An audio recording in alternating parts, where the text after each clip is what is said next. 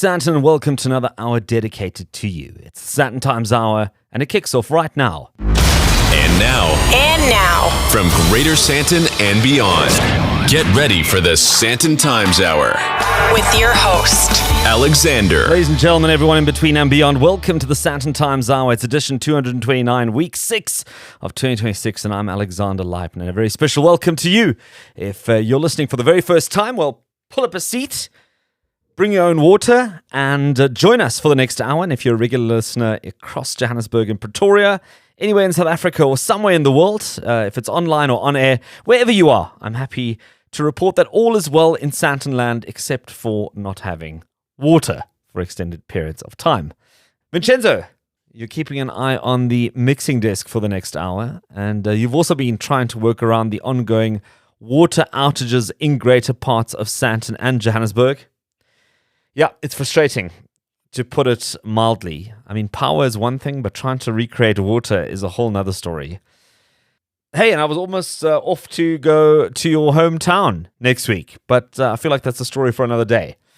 So yes, it's been an interesting week. Talk about living in a city of extreme contrasts. The week kicked off with a fundraising launch for St. Andrew's College in Grahamstown. Then I visited Mira, a new restaurant at the entrance to the Sandton Sun Hotel, which serves up some delicious Mozambican dishes, and it's also a beautiful space, so I had a chance to try that out. Then Choc launched its annual Flip Flop Day campaign in aid of childhood cancer support. I then had the pleasure of hosting proceedings for the opening of the first ROLEX Boutique in Africa. Absolutely stunning event. And then I joined NH Hotel Sandton for the launch of a new menu, but then briefly escaped the current water outages in Sandton by previewing the Protea Hotel Balalaika Sandton's Valentine's Day plans. So it's been a busy week, but what is on the menu for the next hour? In a bit, I'll be taking a look at the latest happening in Sandton, including these constant water outages, but also the removal of illegal billboards on Winnie Mandela Drive. Stick around for that.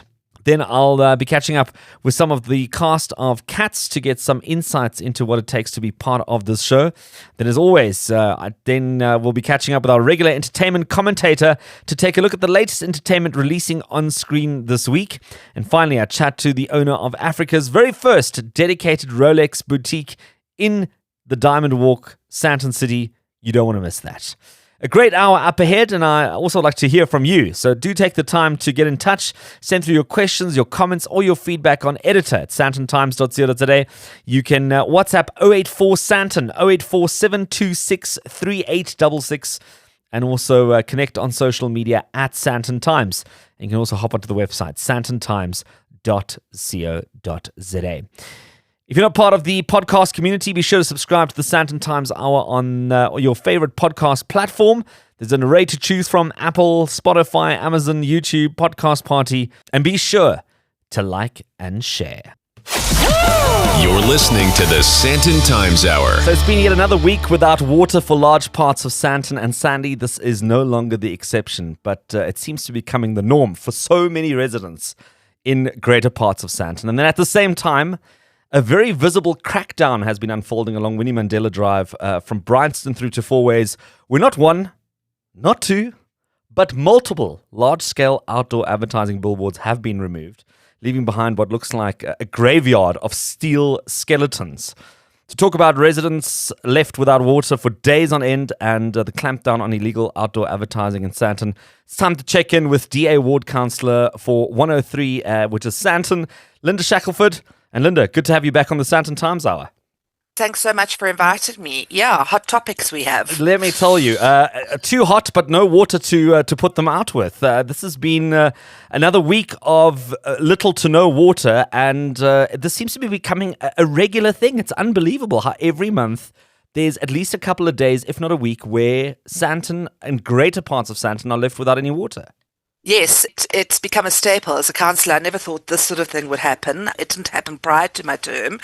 It seems to have really become an ongoing issue, especially in the last 2 years. And Sandton, our economic hub, is the one that seems to be affected, and we all are fed on the Sandton side from the Illovo Reservoir, which seems to be the one most impacted because it's the highest on the Sandton system line. Why does this keep happening? There are a multitude of sort of things that seem to be compounding this issue. Just this week, we had an emergency meeting come from Johannesburg Water notice saying that Rand Water have let them know that this was on Tuesday night, an emergency maintenance needed to happen, but that was supposed to last 24 hours, which in theory should not have affected us, and we should not have been impacted, just a bit of low water pressure. But they were supposed to restore and be back up and running by 8:30. By 12:30 the following day on Wednesday, they weren't.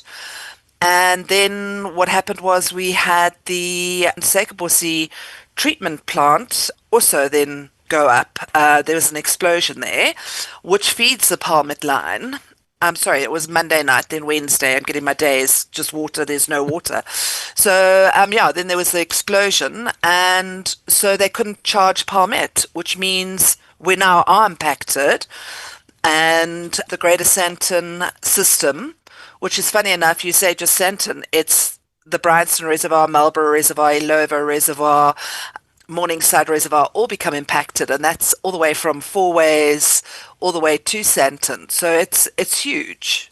Well, these things always seem to come up because there's some infrastructure that is failing or collapsing or bursting or breaking. And it seems like it's a patient that has multiple arteries that just actually do be replaced on all ends.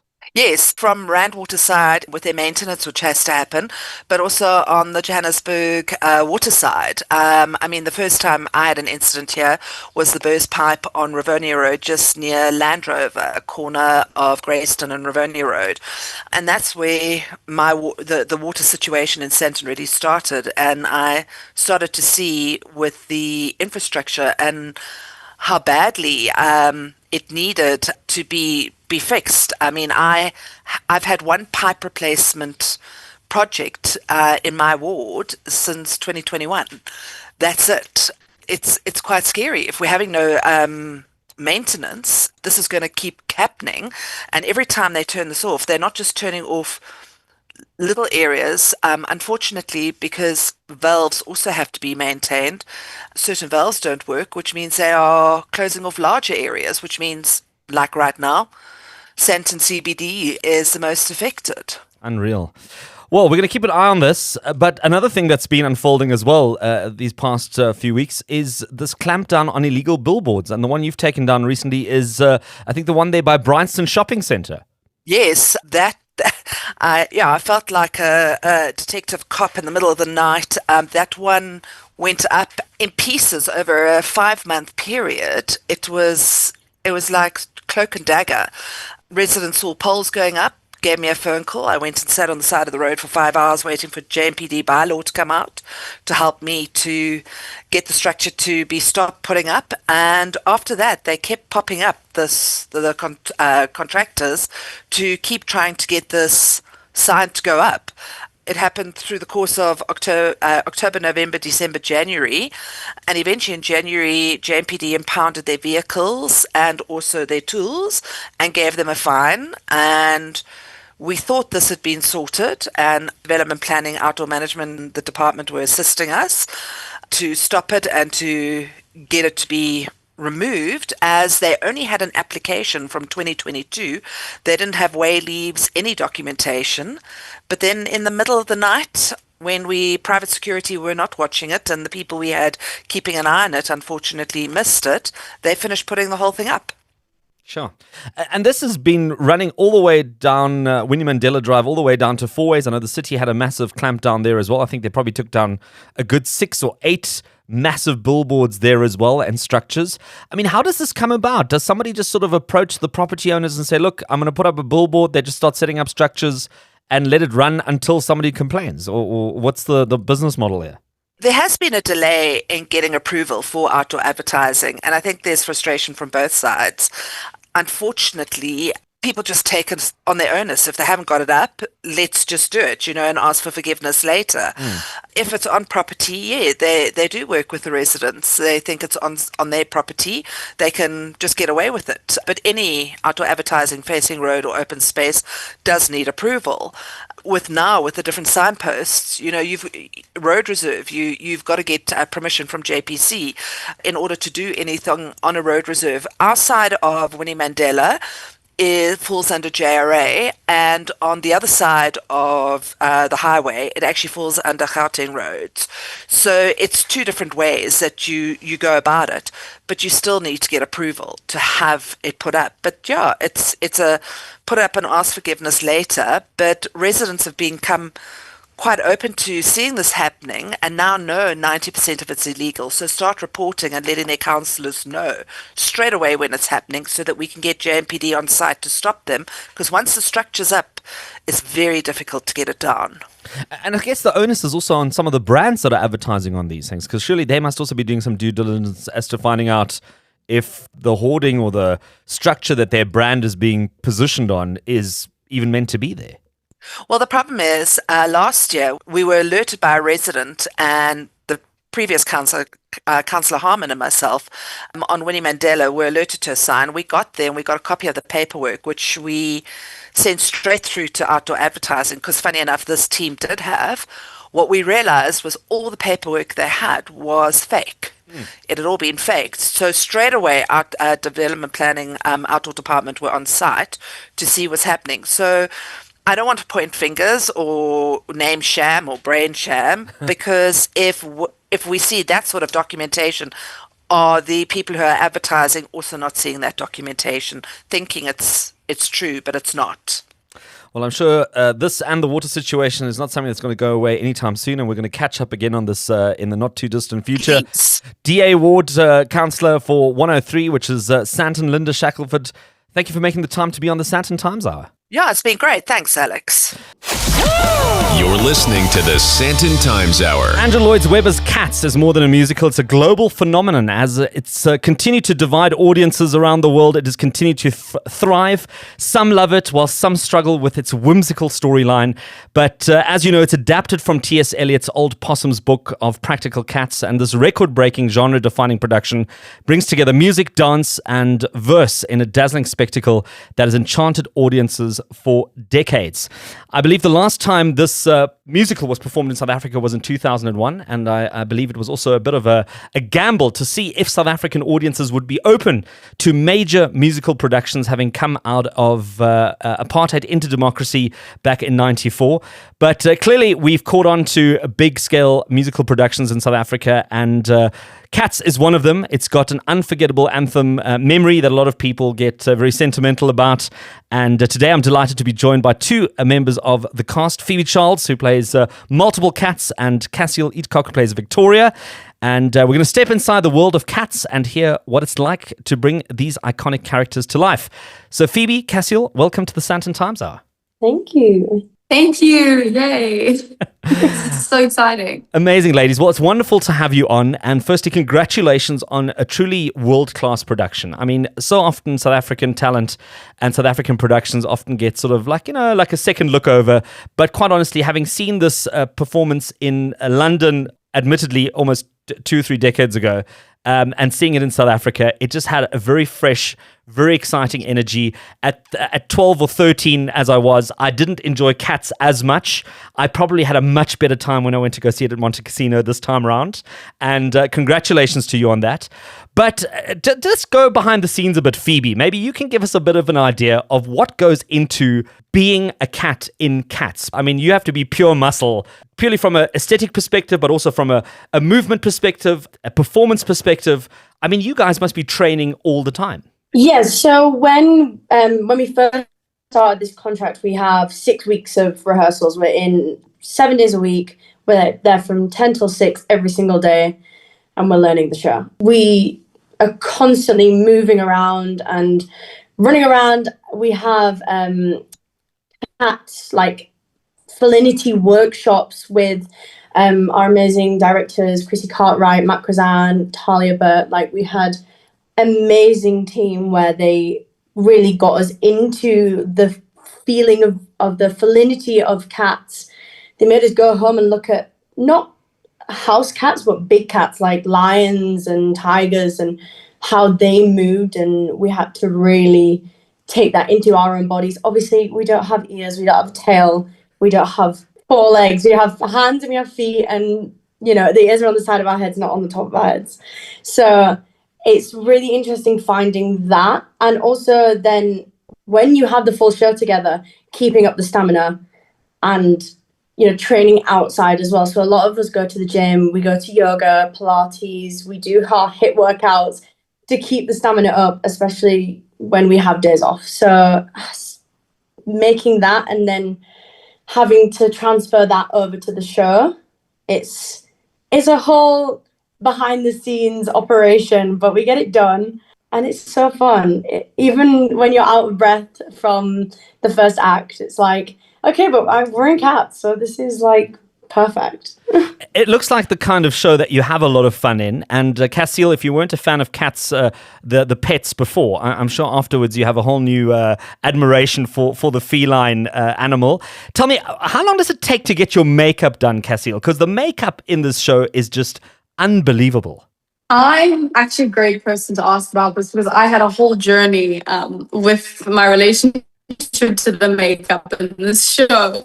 It didn't take me quick to learn. It looks like there's blending of color. Like it's not just I play the white cat, but you'd think it's just a white face and it's not. It's like darker beige into pinks, into whites. Like it's very dynamic in its shading. And I'm not really great at makeup. I do a very natural face every day. So for me, it was quite a big learning curve. So I really had to sit with Maria, who was like a makeup supervisor, and she went in depth with me with tutorials and like really helped me to understand the color correcting and the shading. But it took me in the beginning like almost an hour and 15 minutes, and now I've got it down to like 40 minutes, which is a big win. My goodness, I can't even believe it's 40 minutes, because if you look at the outfits, the sort of spandex outfits you have to wear, the hair that has to be attached to your head and has to stay on there for 2 or 3 hours, plus the makeup. I mean, to do that in 40 minutes seems extreme. It seems like a Formula One team replacing a tire. Phoebe, do you guys also have sort of support like athletes would have? Do you have biokineticists and sports masseuses and all this afterwards to try and stop the lactic acid from building up after all this exercise on stage? We do have a great physio that has been coming with us from Cape Town and into Johannesburg. He's great. He actually flies up every single week to come and help us. And we get physio appointments, any massages that we need. Everyone is like down on their knees all day, every day. So the knees need some serious TLC on this show.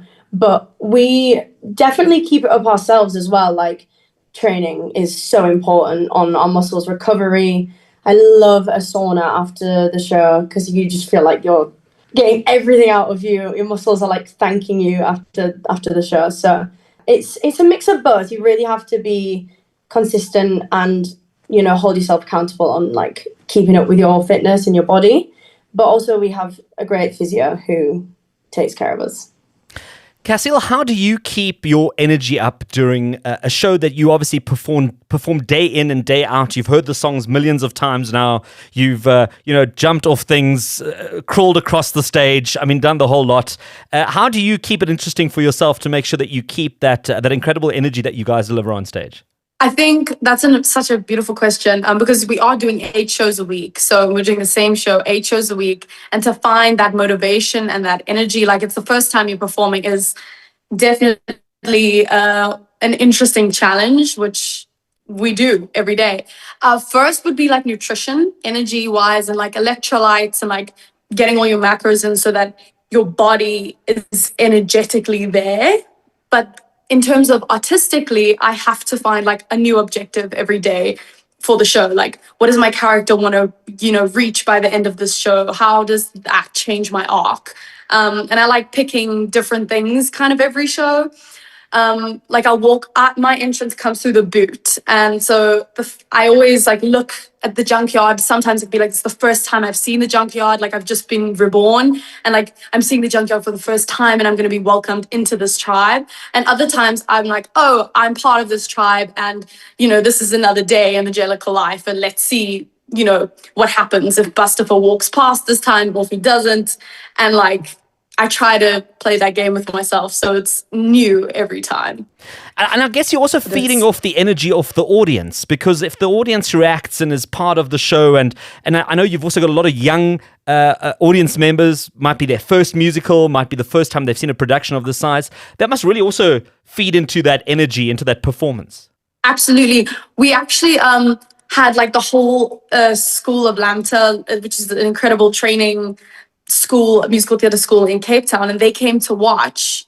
We watched their show, Joseph, and they came to watch Cats, and they're all performers, so it was electric. Like that performance was absolutely electric because they were just in it with us. And so that type of audience compared to like a matinee audience, which is a little bit more laid back, they're a bit more receiving. We have to give a little bit more. It's very interesting, the different energies we get from the audience and how that affects us. It definitely does.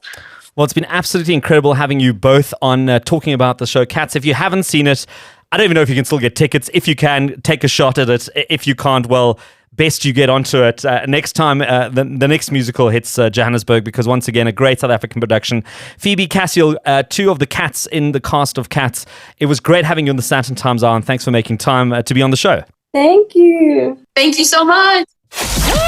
You're listening to the Sandton Times Hour. Welcoming into the second half of the Sandton Times Hour. My name is Alexander Leipner. If there's anything that sounded interesting, exciting, intriguing, but you didn't get all the details, we'll put up the show notes on the website where you can do some additional reading, get some additional information, and hopefully get those details that you missed. Also, be sure to check out the social media accounts at Sandton Times and use the WhatsApp line 084 Sandton. That's 084 726 3866. And feel free to send through your voice notes, text messages, and more. And that's our exclusive Sandton Times WhatsApp number. Right, time to delve into all things theatre, screen, streaming, and so much more with our regular entertainment commentator, Tat Wolfen. And Tat, this week we have a couple of movies that are coming out or have come out, but one of them got pulled at the last minute. And it's a movie that I was looking forward to seeing. It's called Melania, and it's a documentary about the First Lady, which I was really curious to see because it's actually not a political tract. It's a personal story, and I like to see the story behind the story. And I also happen to think, I don't care what your political affiliations are, I think it's difficult to argue that she is not the most glamorous and elegant First Lady that has ever set foot in the White House. And it's an interesting one because the First Lady or the First Gentleman, depending on how politics go in the United States, they've kind of come along for the ride. I mean, it's not them running for office, but because their spouse has become the office bearer, they are now part of it if they like it or not. Yeah, and unfortunately, you know, when you're dealing with the world of politics, there's always going to be someone who's going to hate you. And that's something that you have to take in your stride. And that's also what I was interested to see. How does even a president take it in his stride, take, you know, a torrent of hate from so many people? And then now the person who just happens to be married to the president, you know, how do you deal with that? But, you know, the documentary apparently goes into the family and also their son Barron and stuff like that.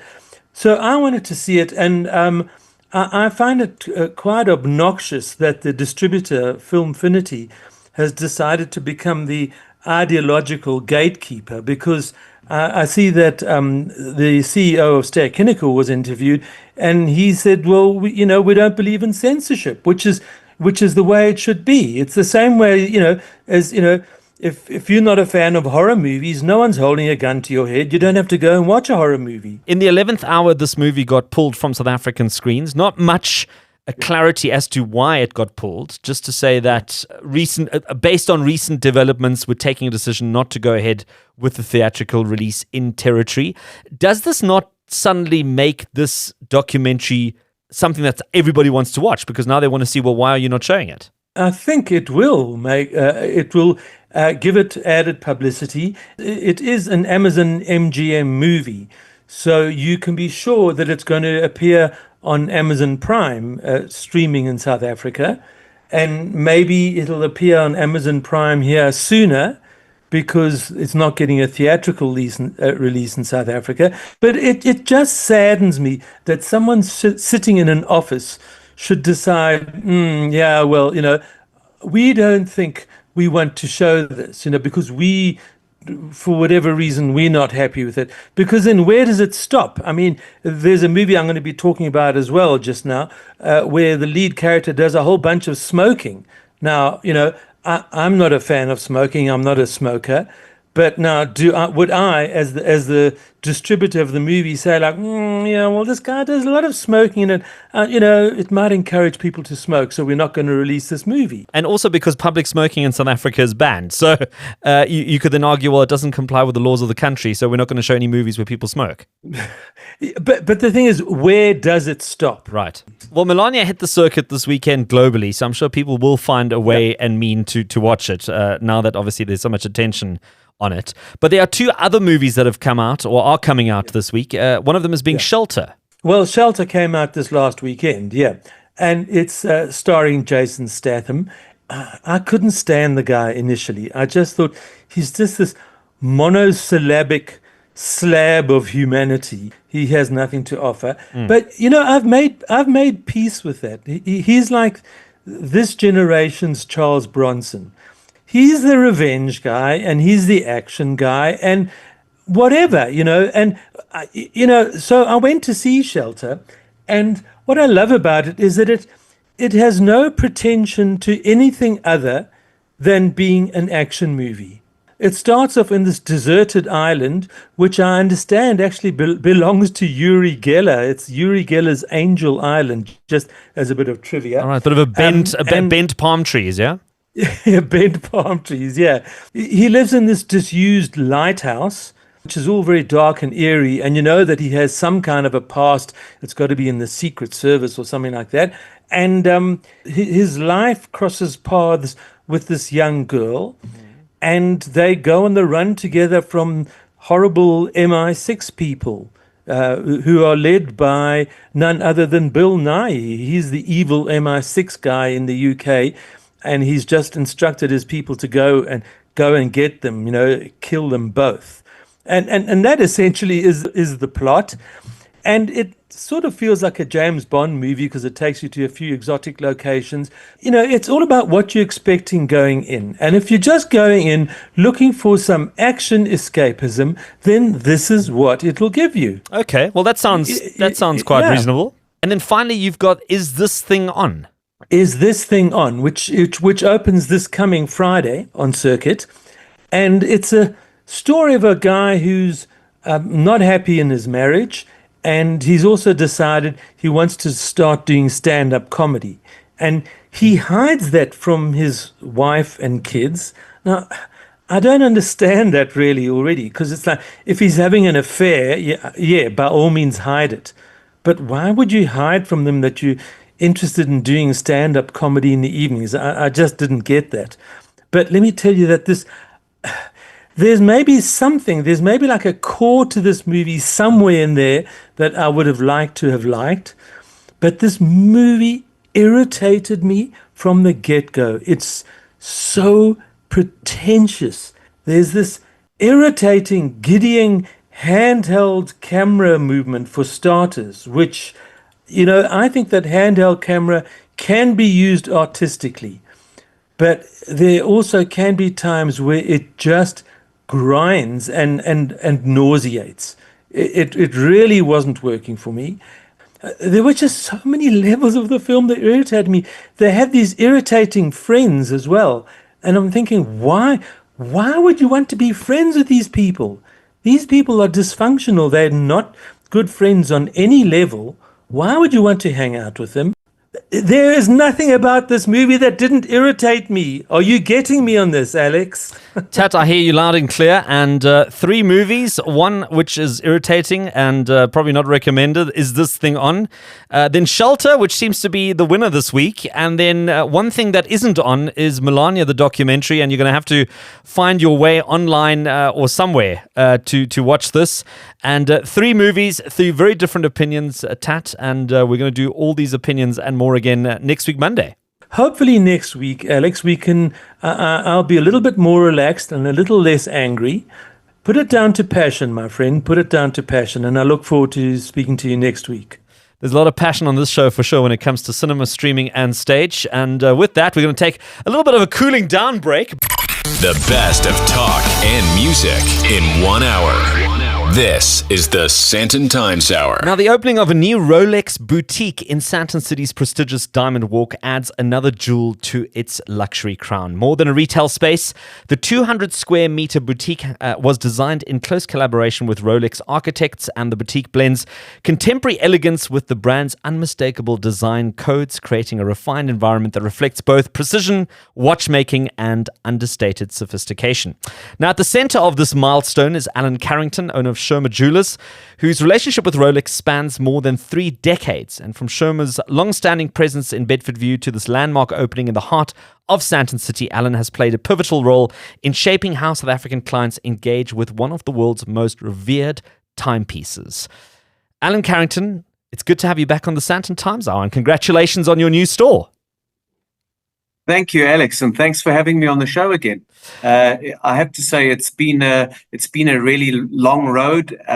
We've battled many adversities to get here, but the day has finally come, and it's very, very exciting.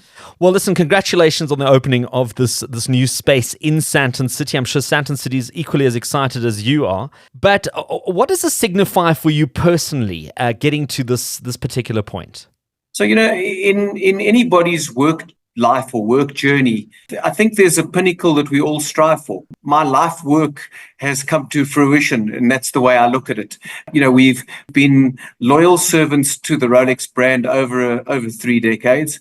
And it's kind of the pinnacle of the work that we've put in and the loyalty that we've shown to the brand, that they've allowed us to curate this beautiful boutique and to be custodians of their brand now in Sandton and in sub-Saharan Africa, for that matter, for the foreseeable future. So, yeah, we're very grateful. Well, it certainly shows a level of commitment and interest in Africa. I mean, I know at one point people would have read that Rolex was closing its offices or just moving out of the country, and people thought, well, is that it? But this surely signifies quite the opposite. Having met extensively with the commercial people in Geneva with regard to Rolex, they have a very, very upbeat take on what Africa brings to the Rolex market. Sandton, being the sophisticated shopping environment that it is, it was a natural progression that Sandton was to get a boutique of this quality.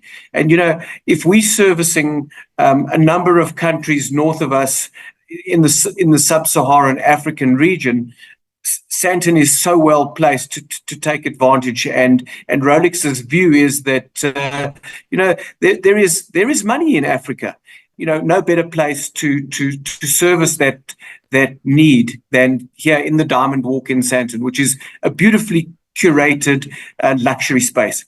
Well, we had a chance to take a walk around the new boutique as part of the opening, and it is exquisite, but it doesn't give off a shop or shopping vibe. It feels much more like a lounge, much more like a consultation space where people kind of come together with art and design, and there's a handful of timepieces on display, but it's not your sort of average watch shop.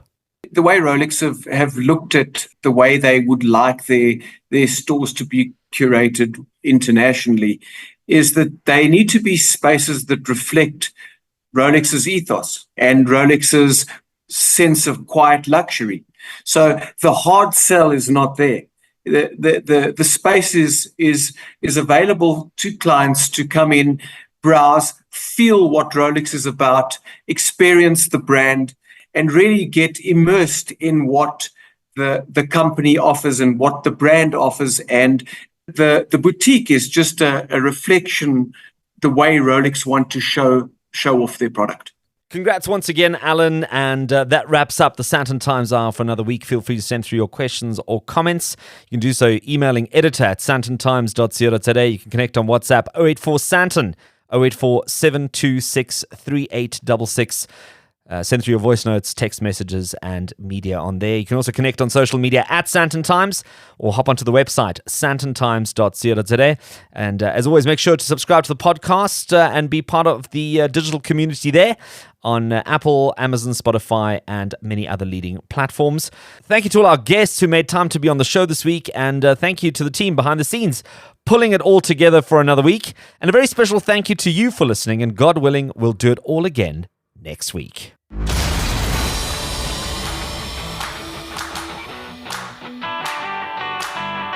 That's it for this week. Thanks for listening to the Sandton Times Hour.